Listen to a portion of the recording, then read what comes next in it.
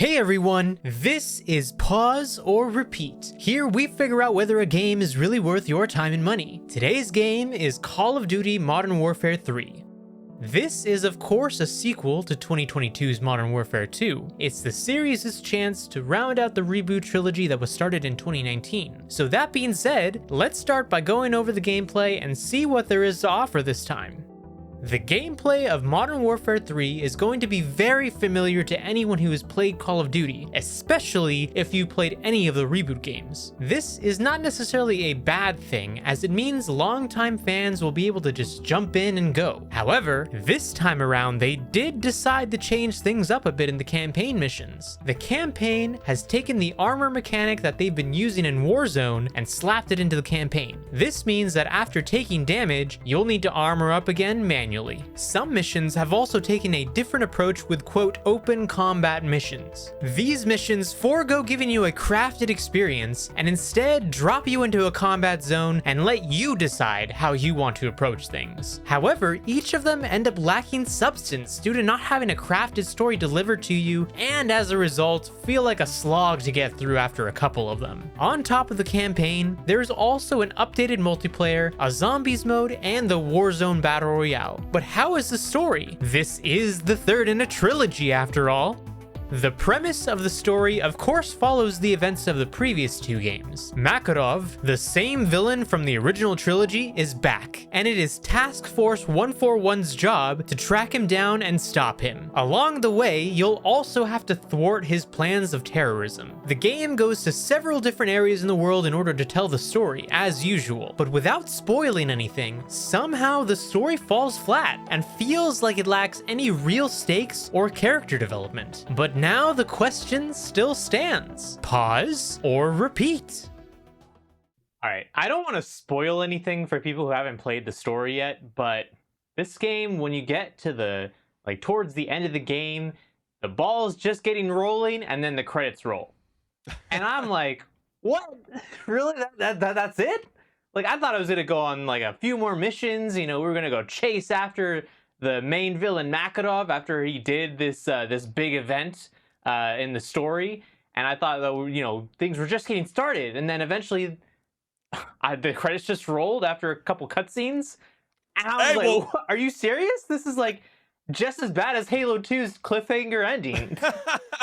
Sounds like Christopher Judge was right after all at the Game Awards. His acceptance speech was longer than the campaign mode. I know, like you were dressed in the opening video. Excellent, by the way. The non-linear approach just doesn't work. I mean, I guess I would give the one credit to them. There is a solid performance and visuals throughout the game, but after like a few hours of playing multiplayer online with friends, it just feels like there's little to offer over time. Yeah, I mean, there was speculation that this game was supposed to be more of a DLC to Modern Warfare 2, and you can kind of see a lot of signs pointing towards that. I mean, when you're bringing back 14-year-old maps, I mean, come on, it's definitely They're bringing DLC. back all these maps from the original Modern Warfare 2, which feels kind of out of place considering there's a 3 on this title. Like, wouldn't you bring back, if anything, Modern Warfare 3 maps, not Modern Warfare 2 maps? That's a good point. But aside from that, I mean, there's no real character development in this story. Like, there's really only one major thing that happens towards the end of the story, and that changes Captain Price's outlook on things a little bit. But outside of that, I mean, it's just this wild goose chase across a couple countries. And, it feels like a rehash of the original stories, of the first and second game already of the reboots.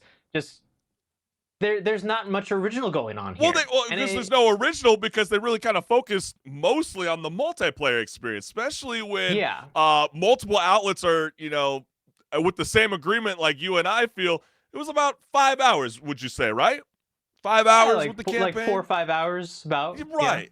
So, everybody wants to take a shot at Spider-Man 2 for being about a 15 to 20 hour completion time. Well, you got a game that's $70+ that's in a PS5 bundle competing with Spider-Man 2, and it's only offering you 5 hours of campaign experience. And then you jump into the multiplayer, which I guess the one cool credit is that a lot of the Modern Warfare 2 progression continues on with the new game, but the problem is there's over 37 new guns, which are greatly over-torqued, which helps stand alone compared to the old guns. And they really want you to move on and utilize the new equipment that they're offering for you. But it just doesn't seem to work out. The progressions are just completely messy. I mean, that's the thing, it's nice to see at least that, they did basically carry over your progress from Modern Warfare 2 if you were playing the multiplayer, which I think that has to happen more often, because there's been too many times when a Call of Duty game has been out for a year, then the next game comes out, and then you lose all your progress, all your cosmetic skins, and you got to start all over again. And I think after people are playing these games for so long, and they're, spending so much money on cosmetics in the game, you really kind of have to do that, because I don't want to have to go back and play an older version of the game that people are not playing anymore just to see the skins I bought. Yeah. But that's just me. I think that should just happen. No, it's true. And it clearly feels like, the crunch period that Activision provided hurt this game badly, because traditionally in the past, the 3 development studios that work with Activision usually have room to experiment, and they give them a 3-year cycle. This game was developed within a year and a half, and it shows.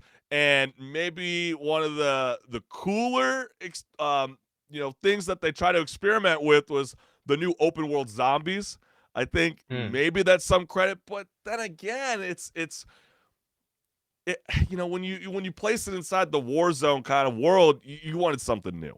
And that's why a lot of fans were calling online like, we appreciate the approach, but let's go back to the arcade style and give me the rounds. That's the only way to approach zombies. Yeah, because it just feels like they slapped zombies onto the DMZ mode, the extraction mode that they had. And it just feels half-baked as a result of them feeling like they just slapped it on there. Because now I can't play zombies like the way that I'm expecting zombies to be, the round-based, building out an area to go run through, knocking down zombies so that they're a crawler so you can go look at some stuff in the map and upgrade your weapons. None of that's happening. Because it's all open world now in a sense on the Warzone map.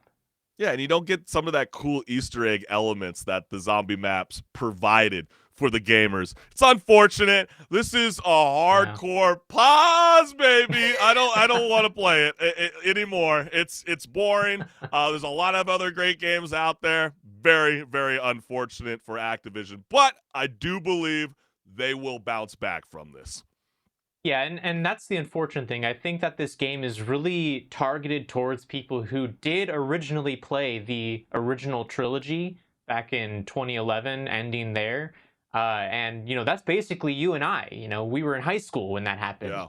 Yeah. So, if anything, we would be the target audience, the target demographic, but it just didn't work. And I mean, if you really enjoy Call of Duty's gameplay, the gunplay is going to be familiar to you. It's going to be just like Warzone 2 with some added changes, here and there, more guns, like you said, kill streaks, things like that.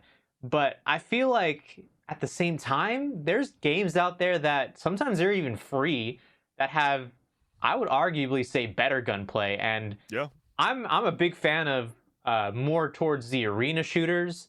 So time to kill in those games are typically a bit longer, and there's games like that are free. Like, I mean, the finals just came out for free finally, and that's been really fun, I think. Yeah. So I mean, well, what is your verdict, HenricK The WrecK? Well, I mean, I think it's pretty clear for me as well. Well, we gotta hear it from you. It is a pause. I am not going to be continuing playing this game. Maybe we don't support 70+ my buddies games are for like, DLC. yeah, let's hop on and play a couple rounds, just to see how bad this game has gotten over the Nah, past couple months. we'll probably wait to revisit it when it's on the cloud gaming. But